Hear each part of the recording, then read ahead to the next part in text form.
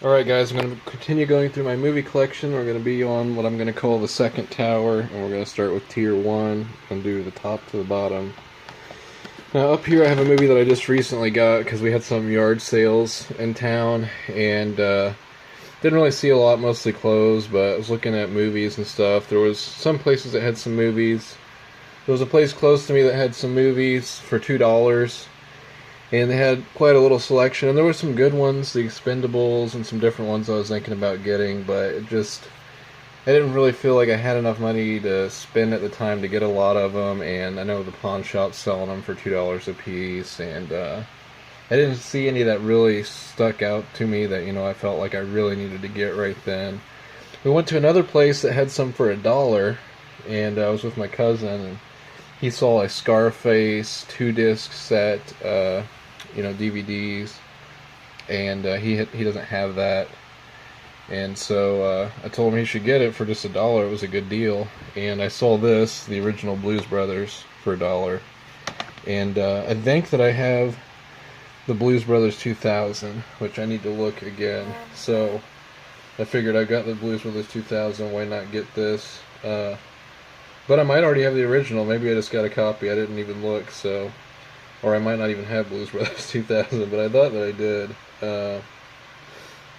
Anyway, Blues Brothers is a great movie, and both of them, they're, good comedies. Dan Aykroyd and John Belushi and others. They've got music in them, and one of the main things that sticks out to me, I'm not sure if it's in both of them or just Blues Brothers 2000. I think it's in both of them. They have these epic cars, police chases where the cars pile up, and it's a crazy. So good classic comedy. But let's get looking at some of these.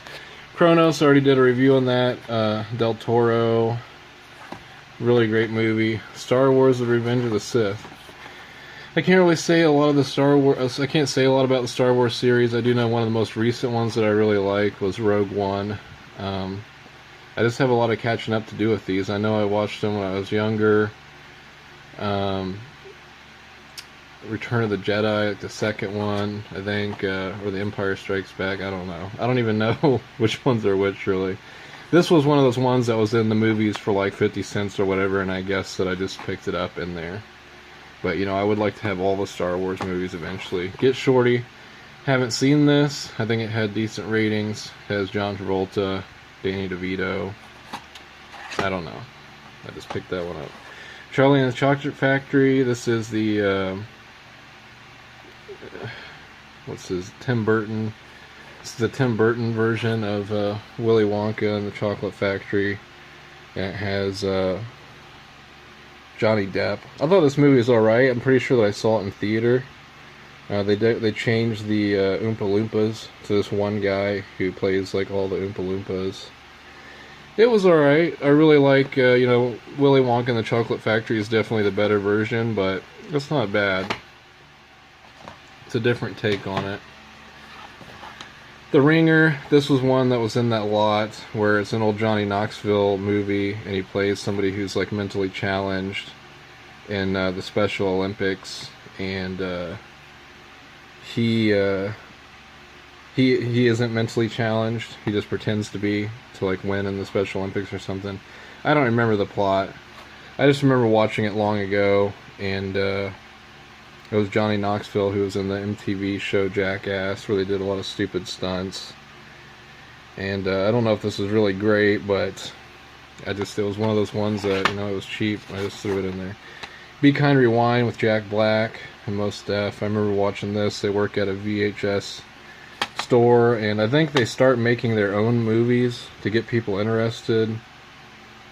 And it's okay. It's not the best, but it's another one that I remember watching from my past, and I like Jack Black in general, so I just threw it in there. 3:10 to Yuma, supposed to be a great Western. This is the remake, where the original is supposed to be great, but I think this one is supposed to be good too. Haven't seen it yet. With Russell Crowe and Christian Bale, I definitely want to check that one out. Black Snake Moan, I've seen parts of this. It's got Samuel L. Jackson and Justin Timberlake, and I don't know, he captures that woman. I don't really know much about it, but I threw it in there. Seen parts of it. Prometheus I've never seen yet. From Ridley Scott, it's supposed to be kind of part of the Alien series. I've always loved the Alien movies, but not so sure that this was, you know, anything like them, really. Or well, Roger Ebert gave it 4 stars, so I need to get around to watching it sometime. I haven't. Lawrence of Arabia, I know this is considered to be one of the greatest movies of all time. It's an epic movie. See, a winner of 7 Academy Awards. I haven't seen it. Something else that I really want to see, looking forward to when I get around to it. Get Smart, don't really know anything about it, but it stars The Rock, Steve Carell, Dwayne Johnson, so I think it has decent ratings. I threw it in there. Ong Bak, the Thai warrior. I don't think I've watched this yet, but it's a movie. It's from the same guy, John Woo, who did the Crouching Tiger, Hidden Dragon. I think John Woo did this. Maybe not, I don't know. Anyway, it's supposed to be a great martial arts movie, you know, whatever. Sure, it's cool. So, Pirates of the Caribbean, The Curse of the Black Pearl. I got, this is from the lot, I think, of the, I don't know if I got this from, yeah, I must have got this from the lot. 2-disc collector's edition. Looks like I also have Dead Man's Chest. I don't think that I have the entire Pirates of the Caribbean series. I don't know. I remember seeing like the first one in theater. I don't know which one's the first one. Maybe that one is. I know they've gotten worse over time, the Pirates movies with Johnny Depp. But I know at least the first one was good. Maybe the second one. And I remember one time I had longer hair and I dyed it like white. Like I bleached it so many times it was like white, and somebody said that I looked like Orlando Bloom. I remember that. Kind of random, but yeah, that was in the lot. So Serendipity, an old like 80s movie with John Cusack, romance comedy movie. The Fog of War, I haven't watched this yet, but I know it's supposed to be really good. And the documentary, I don't know a lot about it, but I like really good documentaries, and I watch InfoWars with Alex Jones and David Knight, and I remember David Knight saying this was really good. This was in the lot for like the 50 Cent movies, so I was like, sweet, that felt like a gem to me. Old school with Will Ferrell and Vince Vaughn. I remember it being somewhat funny, one of Will Ferrell's earlier movies. The Butterfly Effect, an interesting movie, seen it a few times. It's interesting. I don't think it has really great ratings, but a lot of people like it. But it's like kind of like a time travel movie where he goes back into the past and changes stuff. I don't know. Now this is one interesting that I was looking forward to getting to is Mean Girls. So why do I, a 32-year-old male, have this Mean Girls movie in my collection? Well, a few reasons. For one, I like all kinds of movies, you know, whether it's horror, comedy, romance, even chick flicks, if they're good. But and you'll see that I have a few chick flicks in my collection. Another reason is, you know, what if, you know, there's a girl that wants to watch a movie or something, she's into chick flicks, well then, you know, I want to have some that I like or that I know are good. And I'm not really saying this is a great movie. I've probably only seen it once, I think, and that's another reason why I have it is because when I went to drug rehabilitation when I was 17, we got to watch movies. I was with the juveniles, and they split up the males and the females, and I don't know why we were watching chick flicks, but we did watch some, and Mean Girls was one of them, I remember. And it's just this movie about these girls that are bullies to this new girl, Lindsay Lohan. Said Tina Fey's in it. I don't know if she's her mom or what, but these girls are just total bullies, and yeah, I don't know. I just remember it's kind of a sentimental type thing, so it was in the lot for 50 cents, so why not?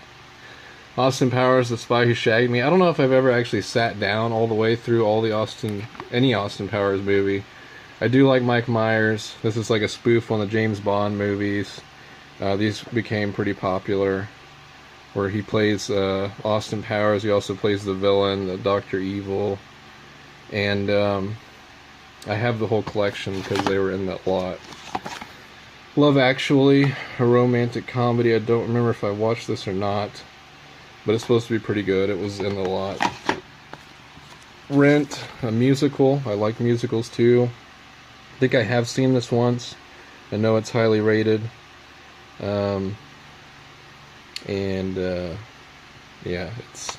it was in the lot, so why not?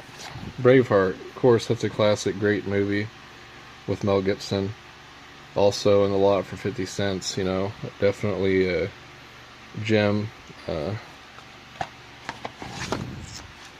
Sherlock Holmes, Robert Downey Jr., he's a good actor, you know, interesting. I haven't watched this, so I think it's supposed to be pretty good. Vegas Vacation, I love this. I love all those old vacation movies, especially Christmas Vacation. Obviously, that's one of the big ones. And I'd maybe say Vegas Vacation's my second favorite. And one of the scenes I really love in this movie is where, like, his cousin tells him to go to this casino where they play all these stupid games, like guess a number and stuff. Like, it's just like the stupidest games you could think of. Plus, like how his cousin like buried all the jars of change like in his yard, so they're digging up holes everywhere just to get jars of like change. And there's a lot that's great in this movie. This was a good one, the fourth one. I think I have the original and that one, and I don't have Christmas Vacation, and I don't have the European Vacation.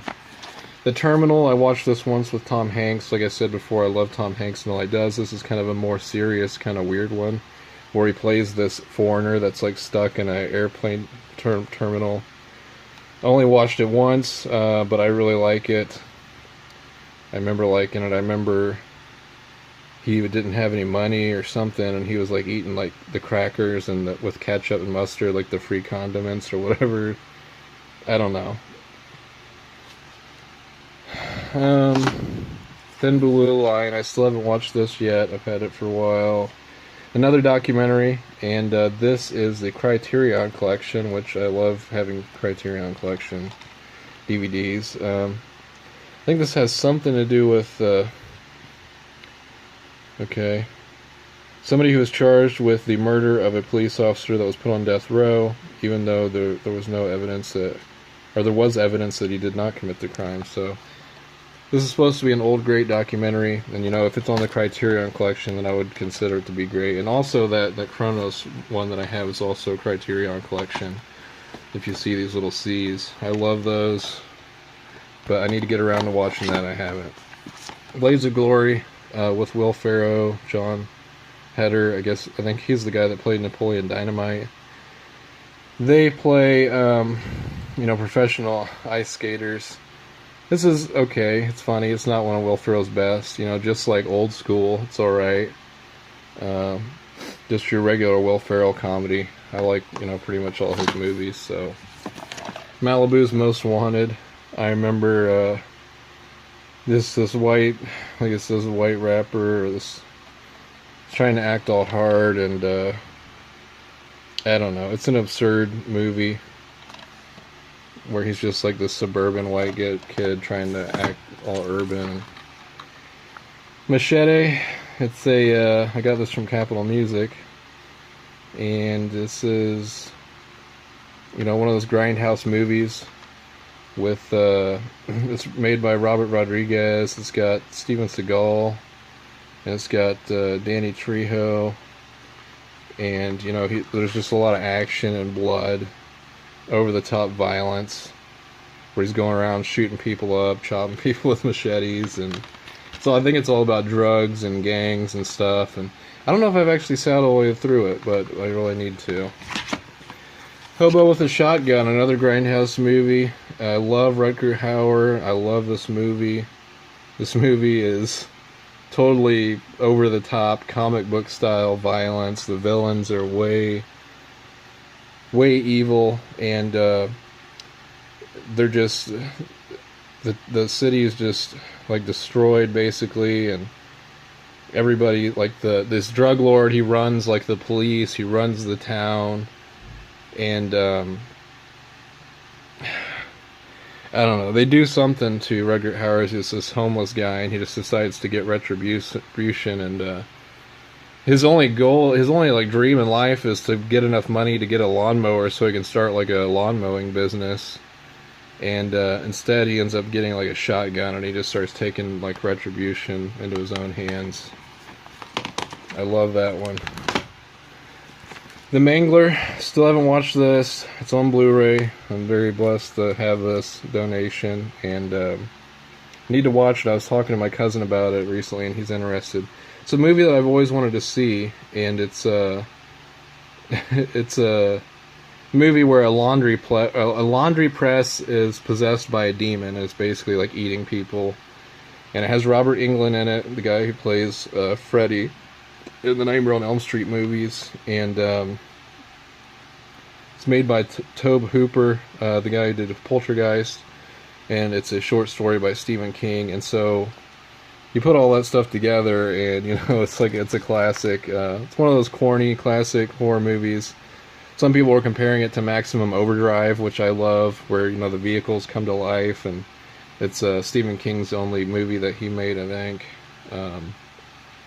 But yeah, I need to get around to watching this. I've watched so many reviews of this. I've watched a lot of people talk about it since I got it, instead of watching it actually myself.